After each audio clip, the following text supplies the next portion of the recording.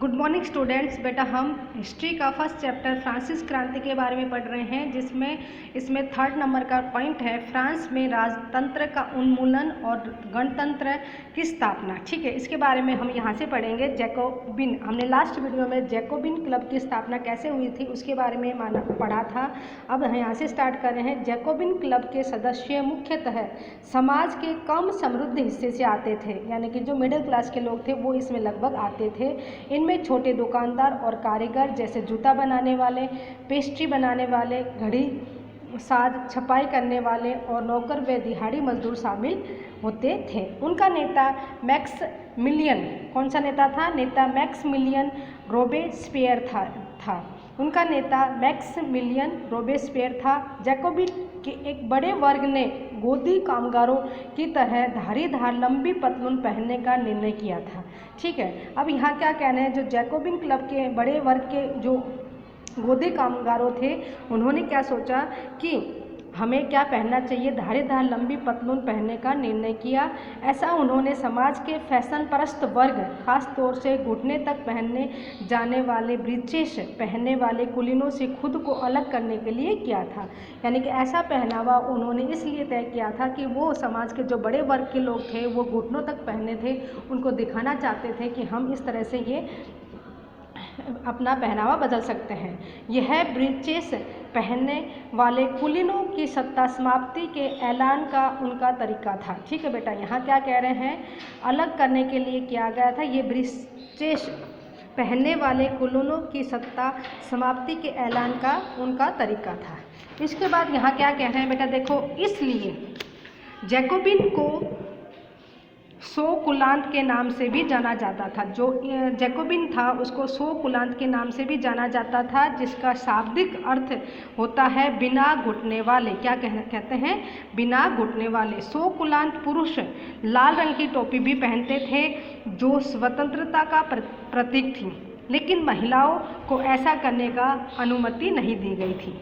ठीक है बेटा, अब यहाँ देखेंगे 1792 की गर्मियों में क्या हुआ था। 1792 की गर्मियों में जैकोबिन ने खाद्य पदार्थ की महंगाई एवं अभाव से नाराज पेरिस वासियों को लेकर एक विशाल हिंसक विद्रोह की योजना बना ली थी। ठीक है, यहाँ पर क्या हुआ, 1792 की गर्मियों में जैकोबिन ने अपने जो खाने के जो सामान है वो समाप्त हो चुका था और उसके अभाव में नाराज होकर पेरिस वासियों को लेकर उन्होंने एक विशाल हिंसक विद्रोह की योजना बनाई।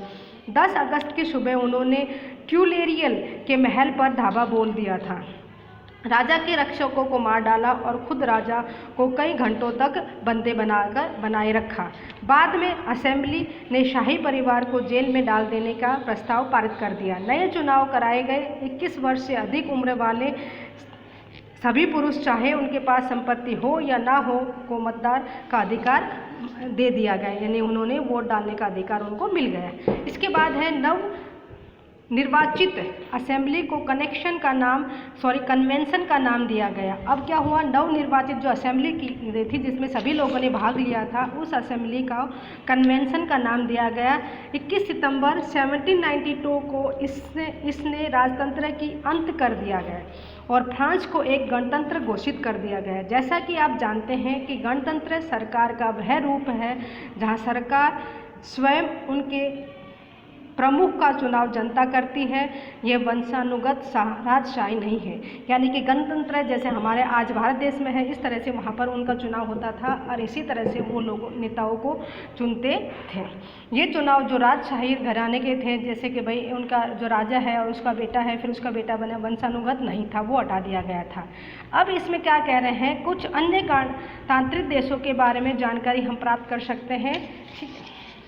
यहाँ देखेंगे अब बेटा, लुई 16 को न्यायालय द्वारा देशद्रोह के आरोप में मौत की सज़ा सुना दी गई। अब क्या हुआ, लुई 16 को जो कोर्ट था उसने देशद्रोह के आरोप में मौत की सज़ा सुना दी गई थी और 21 जनवरी 1793 को प्लेस डी लो कॉनकॉर्ड में उसे सार्वजनिक रूप से फांसी दे दी गई थी। जल्द ही रानी मेरी एंटोइनेट को भी वही हश्र हुआ था। अब ये कई बार एग्जाम में पूछा जाता है कि लुई 16 को कब फांसी की सज़ा सुनाई दी गई थी। तो इसमें 21 जनवरी 1793 को प्लेस डी लो कॉनकॉर्ड में उसे सार्वजनिक रूप से फांसी दे दी गई थी और उसकी जो रानी थी एंतोएंत का भी वही बाद में हश्र हुआ था। उसके बाद 3.1 में है आतंक राज, यानी कि जो राज करते थे उसमें आतंक का राज है। सन 1793 से 1794 तक के काल को आतंक का युग कहा जाता है। रोबेस्पियर ने नियंत्रण एवं दंड की सख्त नीति अपनाई। जो रोबेस्पियर थे उन्होंने नियंत्रण एवं दंड की सख्त नीति अपनाई।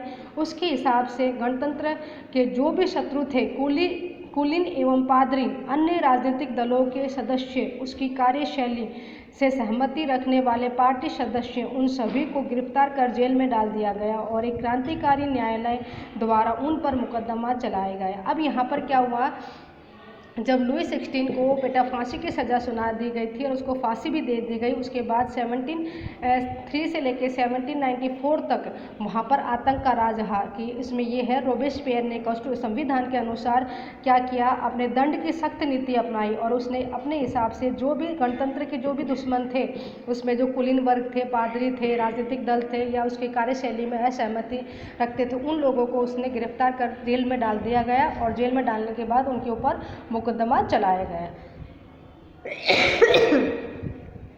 उसके बाद यहाँ क्या क्या है बेटा, उन पर मुकदमा चलाया गया। यदि न्यायालय उन्हें दोषी पाता तो गिलेटिन पर चढ़ाकर उनका सिर कलम कर दिया जाता था। यदि वो दोषी पाए जाते थे तो उनको क्या किया जाता था, उनका सिर कलम कर दिया जाता था। गिलेटिन 2 खंभों के बीच लटकते और आरे वाली मशीन था जिस पर रखकर अपराधी का सिर धड़ से अलग कर दिया जाता है।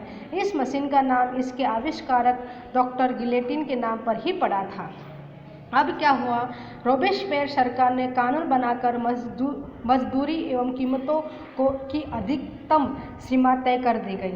ठीक है, गोश्त एवं पाव रोटी की राशनिंग कर दी गई। किसानों को अपना अनाज शहरों में ले जाकर सरकार द्वारा तय कीमत पर बेचने के लिए बाध्य कर दिया गया। इस तरह से रोबेस्पियर ने लगभग सरकार ने कानून बनाकर अलग अलग तरीके से लोगों को अपने यानी कि अधिकतर सीमा तय कर दिया गया वगैरह, हर जगह अपनी मनमानी की और सरकार का नाम लेकर।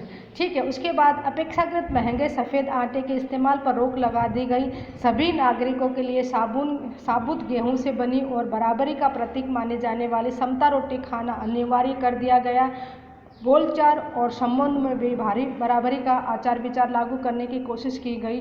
परंपरा मान्यूगर महाशय एवं मैदाम महोदय के स्थान पर अब सभी फ्रांसीसी पुरुषों एवं महिलाओं को सितोयेन नागरिक एवं सितोयिन माने नागरिका के नाम से संबोधित किया जाने लगा। यानी कि पहले जब लुई 16 राजा था उस समय में सभी को हिंदी में महाशय या महोदय दया के नाम से जाना जाता था, लेकिन अब रोबेस्पियर ने क्या किया, फ्रांसीस के पुरुष और महिलाओं को नागरिक या नागरिका के नाम से संबोधन करना शुरू कर दिया।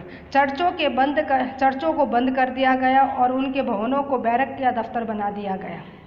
रोबेस्पियर ने अपनी नीतियों को इतनी सख्ती से लागू किया कि उसके समर्थक भी त्राही करने लगे। अंततः जुलाई 1794 में न्यायालय द्वारा उसे दोषी ठहराया गया और गिरफ्तार करके अगले ही दिन उसे गिलेटिन पर चढ़ा दिया गया। इस तरह से आतंक का राज यहाँ पर ख़त्म होता है और ये हम वीडियो ख़त्म कर रहे हैं। नेक्स्ट वीडियो में नेक्स्ट टॉपिक पढ़ेंगे बेटा। Thank you.